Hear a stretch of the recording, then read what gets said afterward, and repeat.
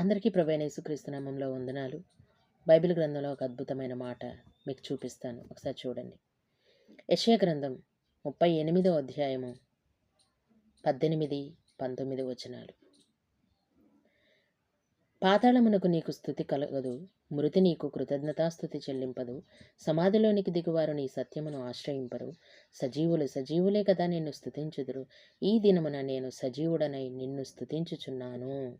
ఎంత అద్భుతమైన మాట. సజీవులే కదా నిన్ను స్తుతించేది.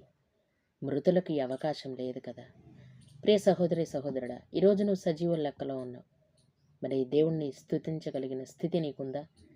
నువ్వు స్తుతించగలుగుతున్నావా? దేవుణ్ణి స్తుతించలేకపోతున్నావా? ఎంత బాధాకరమైన విషయం. సజీవులే దేవుణ్ణి స్తుతించేది. చచ్చిపోయిన వారికి అవకాశం లేదు. అక్కడ ఉపాయాలు లేవు. అక్కడ ఏమాత్రం కూడా ఆలోచన లేదు. అక్కడ నీకు ఈ అవకాశం లేదు. కాబట్టి ఈరోజు సజీవుడుగా నువ్వు నేను దేవుణ్ణి స్తుతించే వారంగా ఉండాలి.